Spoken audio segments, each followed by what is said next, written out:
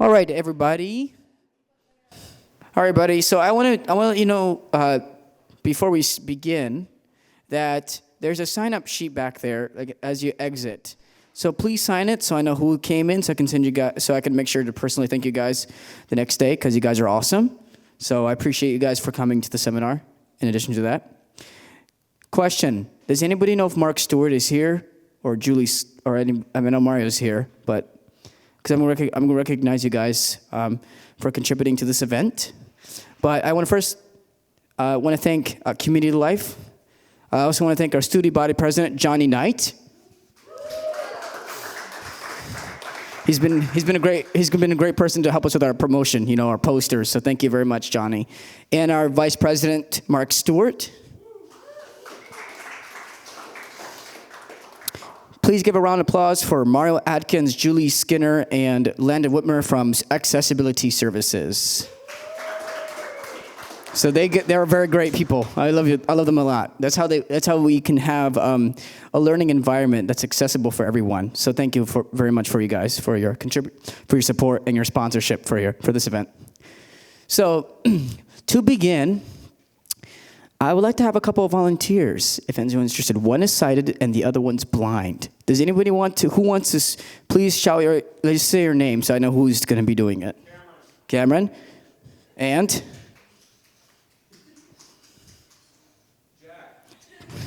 Jack. All right, Jack, you're going to be blind. Cameron, you're going to be sighted. Okay, all right. So here's our mission, all right? I want you guys to go towards, where the entrance is, right? Yeah. Okay, can you make sure, do you have anything to cover you? Otherwise, you're just going to close your eyes. I can just close my eyes. Okay, just close your eyes. No one's going to be cheating. I don't think this is going to happen. So, when you go down to the entrance, and then Cameron, Yeah. Jack's going to tell you where he wants to sit, and you just guide him to his seat. Okay. Okay? The seat in the audience? Yeah, just back where he was. Okay.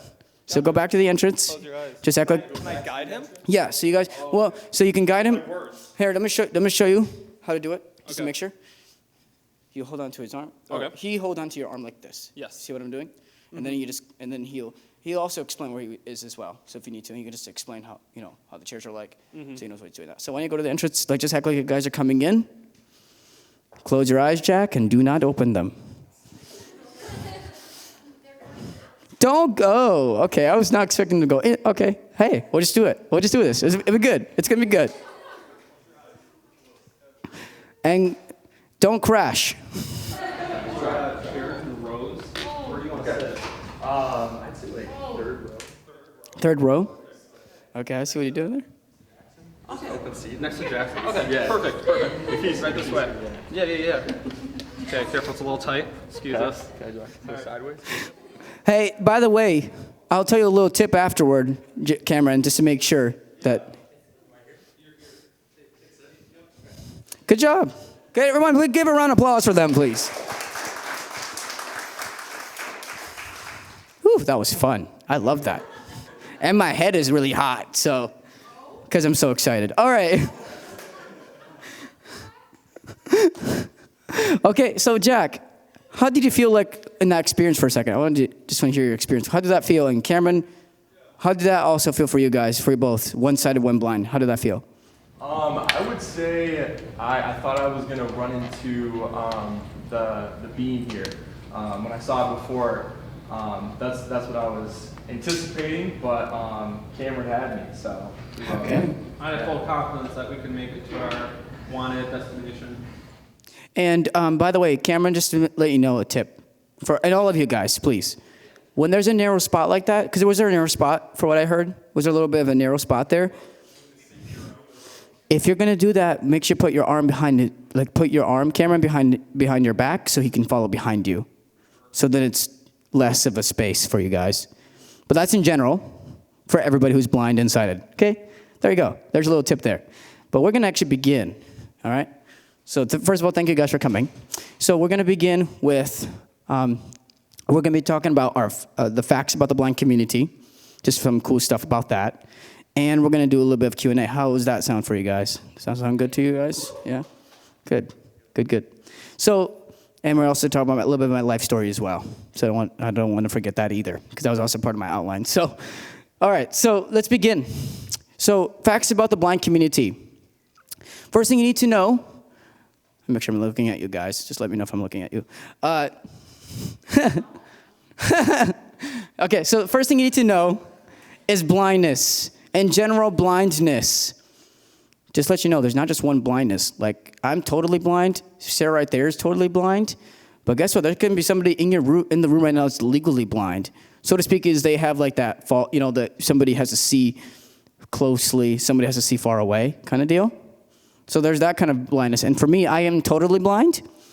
I can see a little bit of light perception more on my left eye. But that's it. Kind of lame.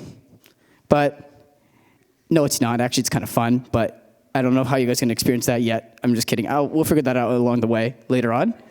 But at least if you guys have any questions about that.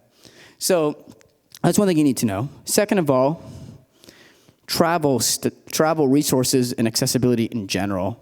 So traveling is actually pretty difficult. And Cameron and Jackie, did you feel like travel was kind of difficult for you guys when you guys were doing that a little bit?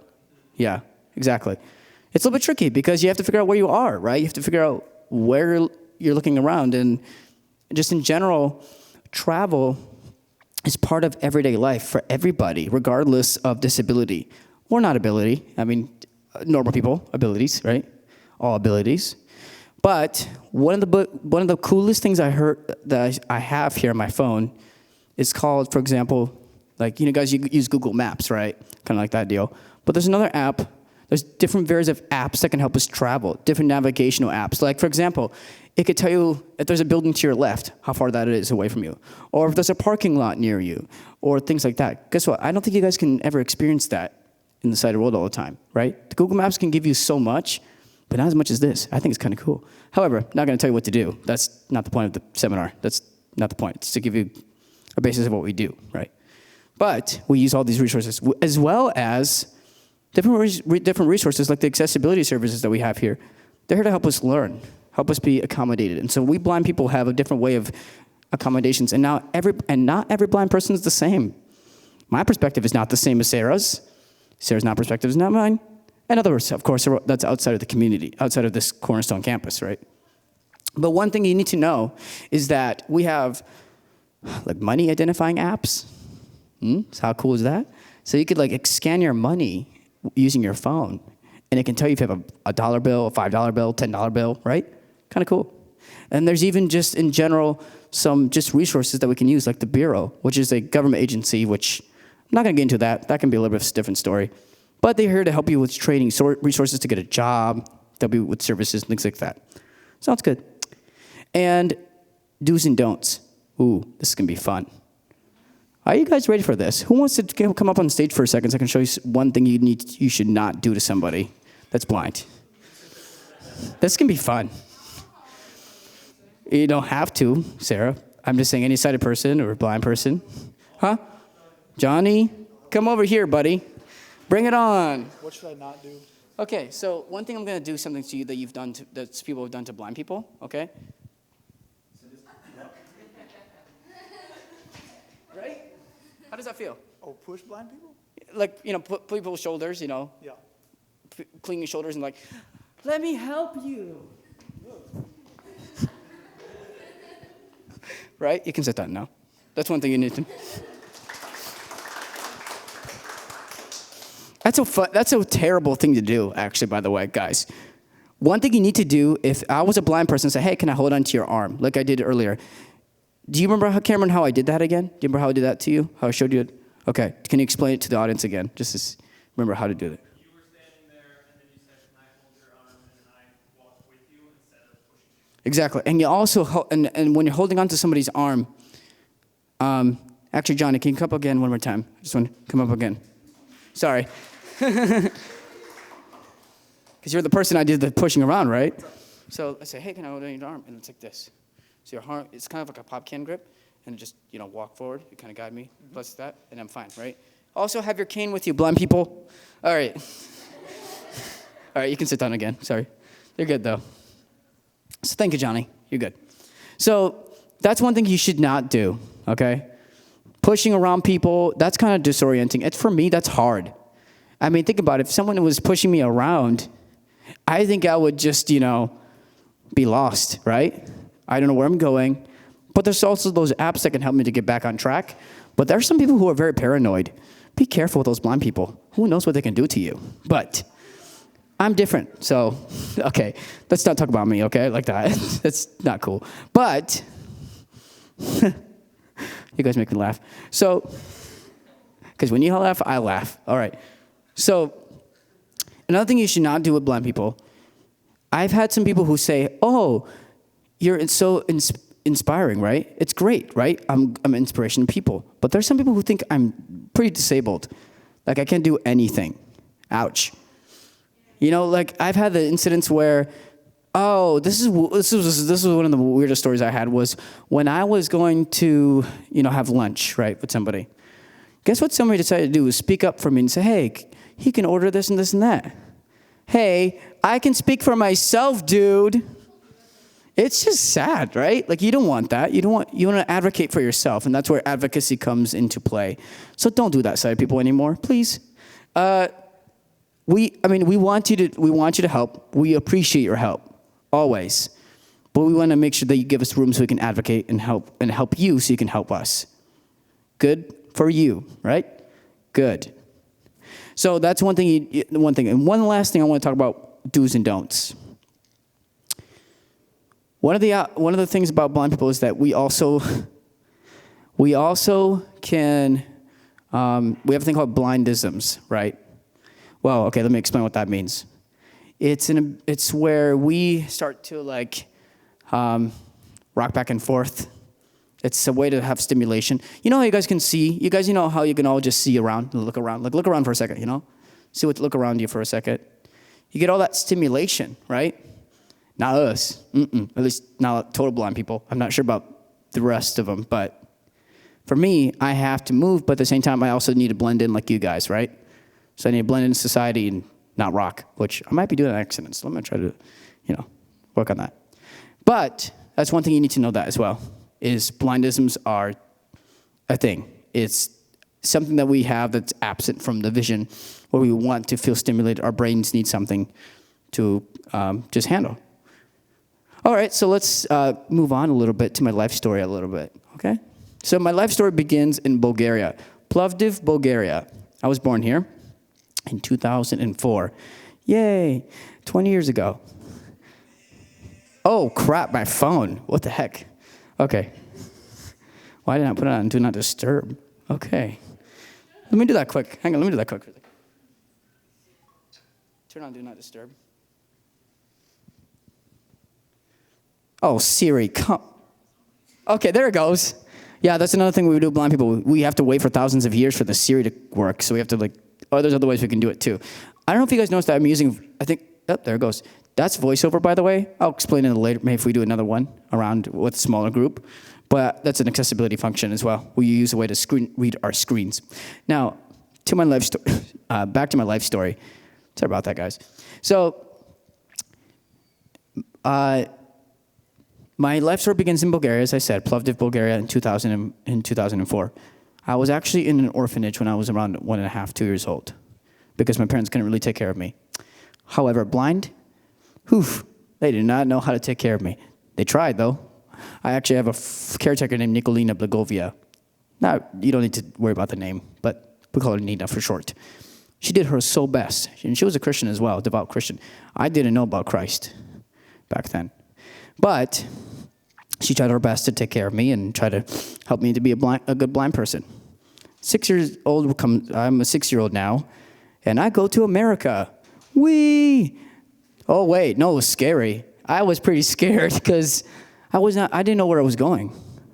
See, when a blind person, you're coming to a new place, you have to familiarize yourself. Dude, I don't even care about being scared anymore, dude, because I can just walk around and figure it out, right? But back then I couldn't, because I didn't have all those resources that I have here in America. God bless America.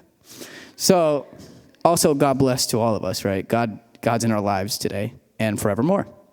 And even in the past, even though we didn't feel like it, we accept Jesus into our hearts. Anyways, that's a different topic. But one thing I want you to guys know is that when I came to America, as I said, I didn't have those resources. So I didn't have Braille, which is a 6-dot system, that is developed by Louis Braille.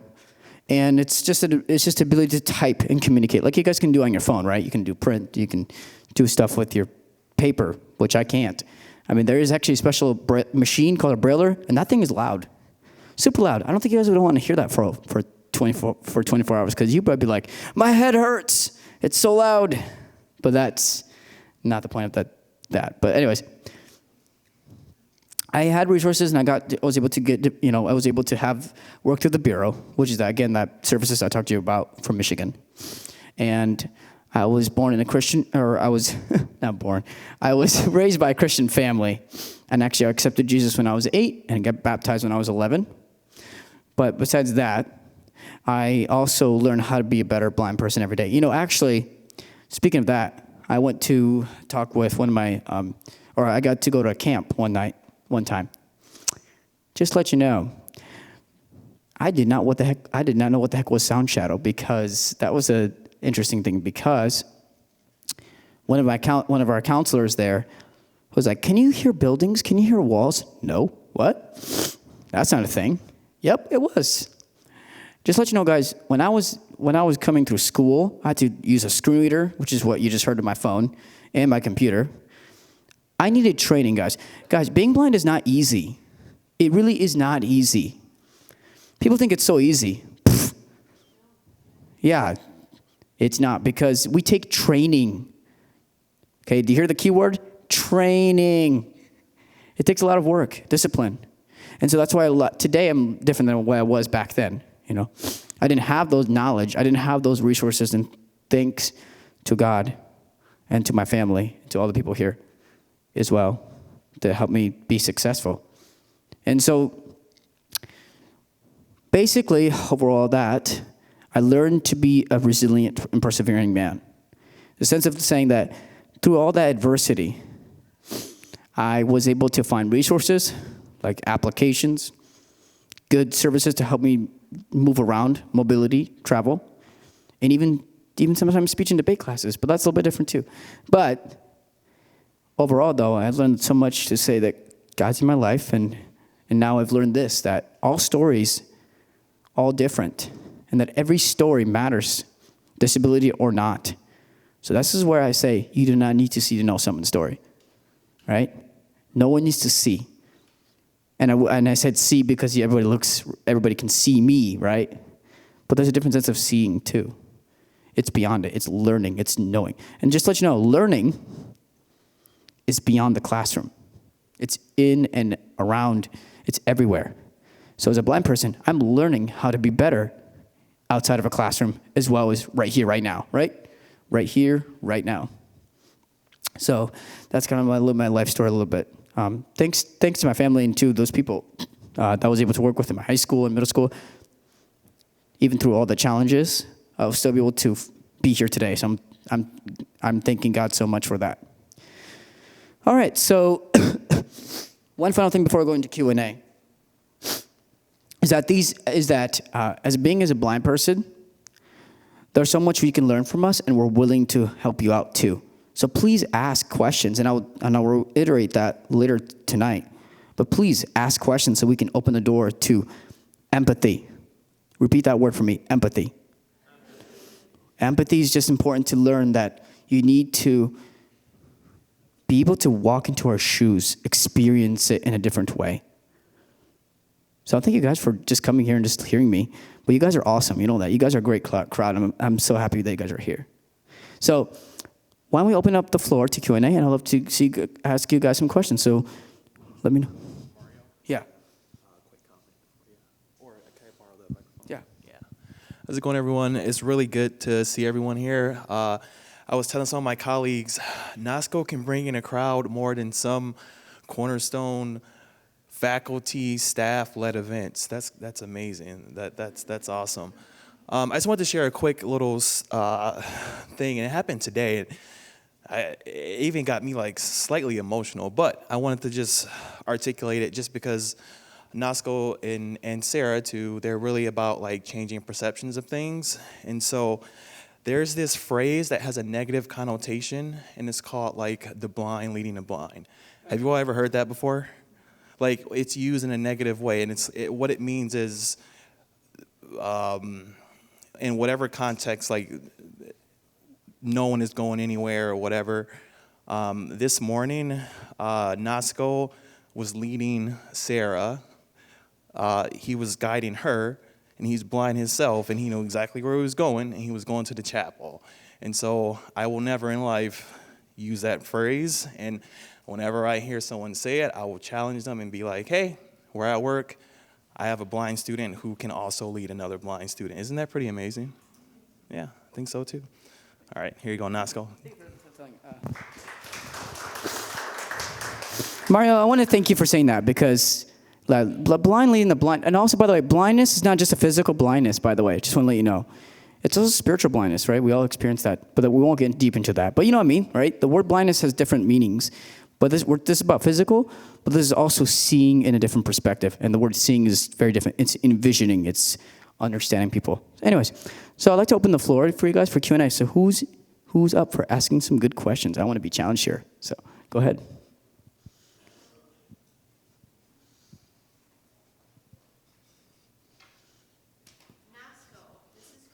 Yeah, go ahead, Chris. I want to apologize for leading you places.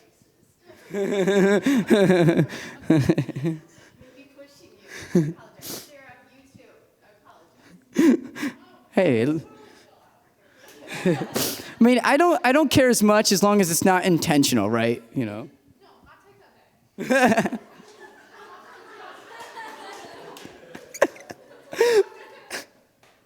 back. That's okay, Sarah.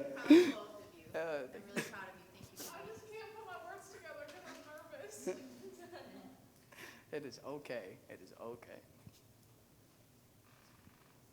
So you guys have any questions, or did I just accidentally, dismissed everything?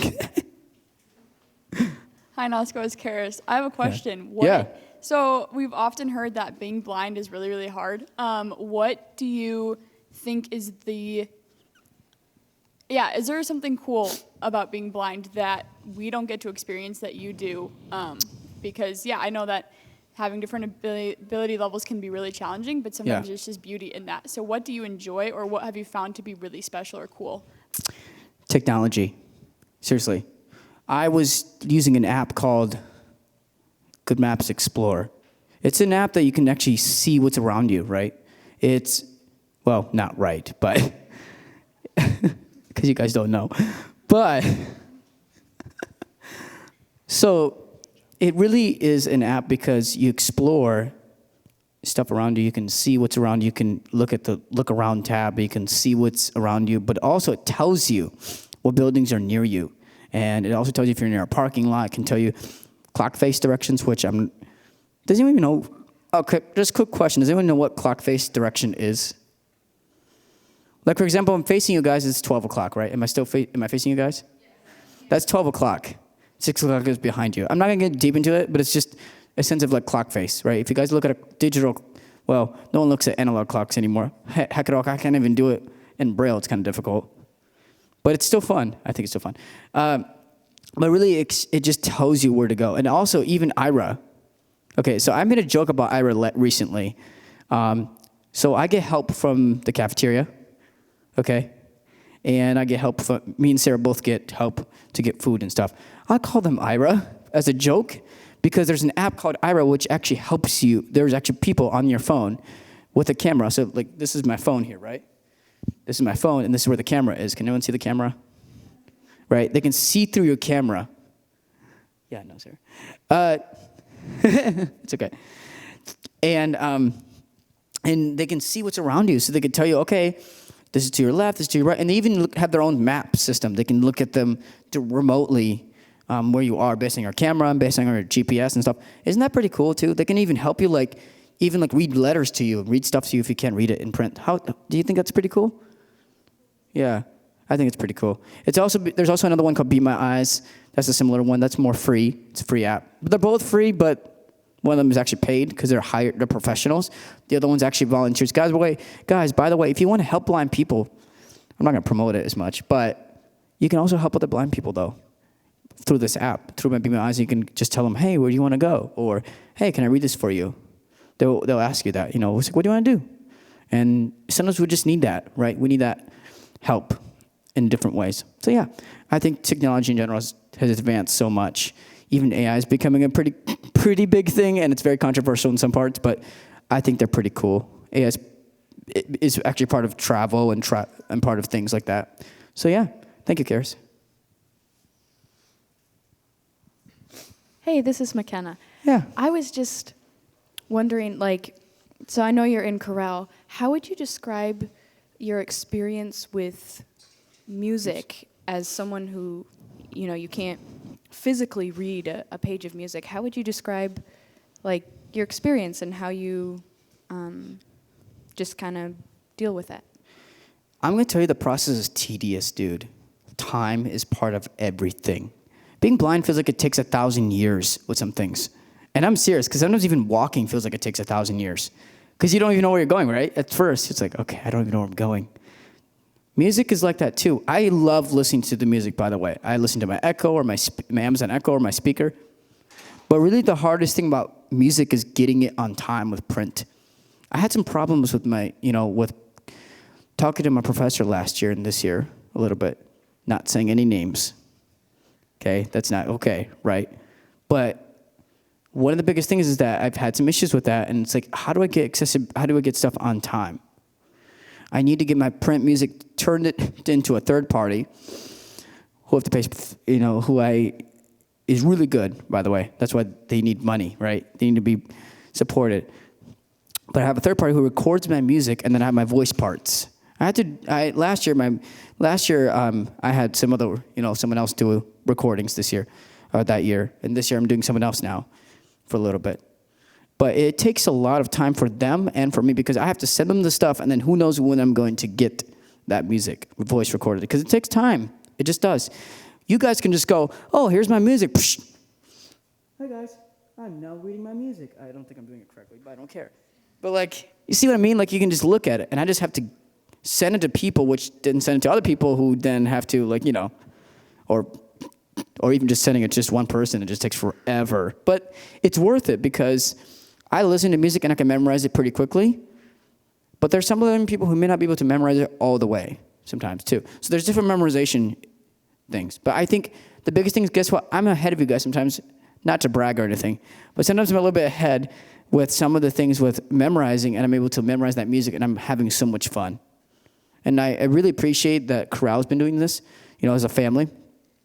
And again, even if there's issues in that chorale, there's still a lot of fruit, because I'm able to minister to people and be able to share Christ. I don't have to lead in music.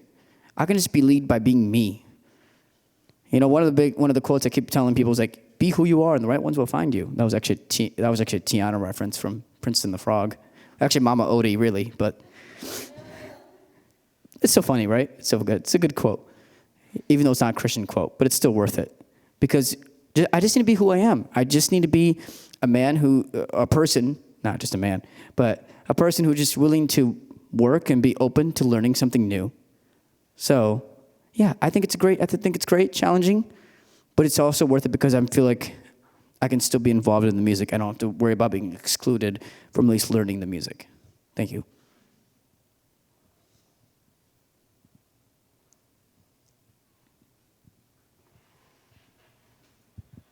Hey, Nasco, it's Jack. Yeah, Jack? Yeah, one of the things I'm super curious about is there's been a couple conversations we've had where you just tap your phone and a voice comes out of it that goes really, really fast that I can't understand at all. And you're like, oh, yeah, it's 5:30 p.m.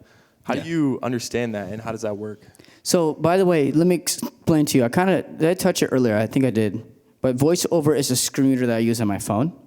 It's actually built into your phones. Actually, I'm curious, because I might show you guys, if anyone's interested that, I can show you guys individually how to do it, just to see where to find it. If that's okay with you guys sometime, I can individually help you if you're interested. You don't have to do it. It's not required, okay? This is not a class, okay? You're not going to also be graded. Guys, you're going to get an F because you didn't do it. But no, that's not what it is. But no, I use a VoiceOver, and it reads the screen to me, and I do it really fast because I can memorize it I can really pretty much just get used to it. the more you listen to that thing over and over again, the better it is. Because then I'm like, oh, well, I know what I'm doing on my phone. Sometimes, though, I do have to go back a couple of times because I go too fast. Because I swipe so fast. It's called swiping and double tapping. And, of course, typing and braille screen input, which is a different topic.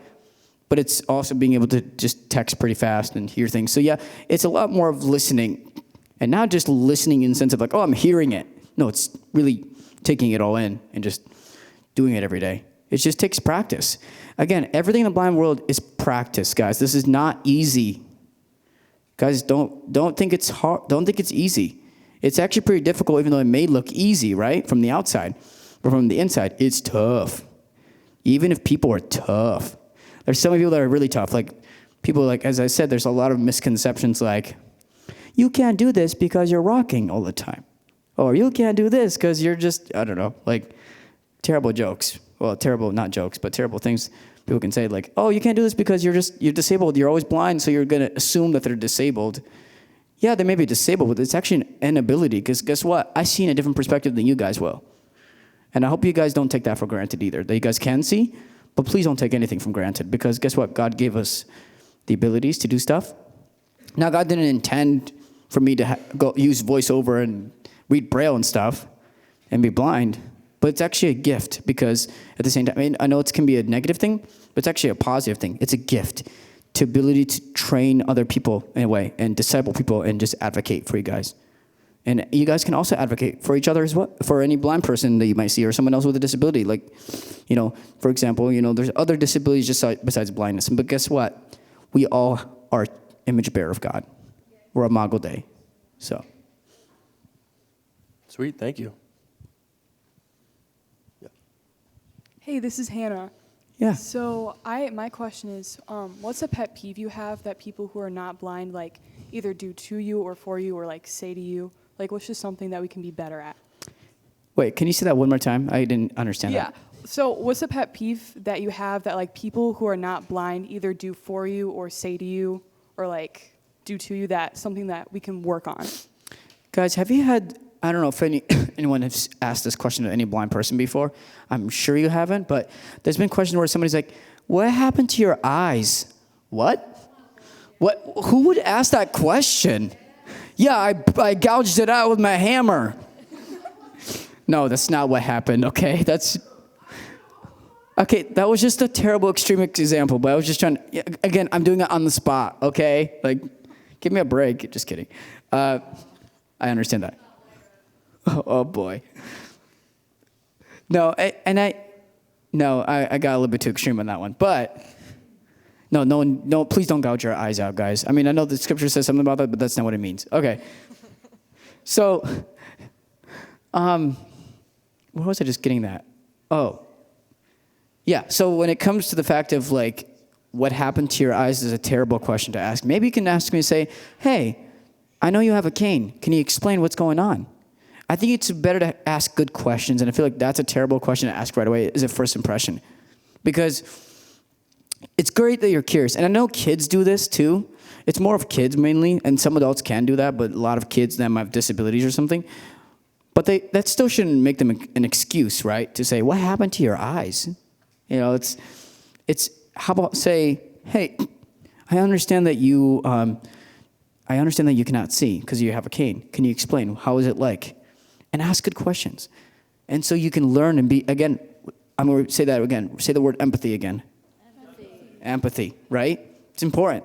So empathy is very important in our life, so you can do that. So yeah, that's a good question to ask is, hey, I'm curious, right? But don't ask what happened to your eyes. Ask, hey, I know I know you have a cane. Can you explain why you're using a cane? That's a good question to ask. And even just asking, hey, how do you do, like I like how some people say, how do you hear buildings? That's actually an interesting question, right? To ask and stuff like that. Like those are good questions because you want to learn more. So thank you. Yeah. To your left, you have any parting words for everyone? Yeah. Make sure everyone gets the Yeah, so just, yeah. I don't know how long it was eventually. we knew it would be more than 15. Yeah. But I thank you guys for coming for the seminar. If you have any guys have any questions or just want to do more individual group stuff to learn more about the blind community, stuff like that, just reach out to me. You guys can email me. There's a form. Some of you guys might have filled it out, some haven't, but you can email my Cornerstone email. You can also email me at nasco, nasko.cleveland@gmail.com. And you could also just ask me on campus and things like that, and I'm willing to help you guys out and teach you guys some things if you guys want in an individual. So I'm not expecting the whole campus to be for that, but that's just for anybody who's interested for that. Just want to ask questions, do individual stuff. So thank you guys for coming, and I appreciate you guys, I guess. Again, I want to thank Accessibility Services for supporting this event. I want to thank Johnny Knight, Community Life, Mark Stewart, just all people here that has contributed to this event. And I just thank you guys for just supporting it, and thank you guys for giving me a good crowd. Thank you guys. And remember, you do not need to see to know someone's story.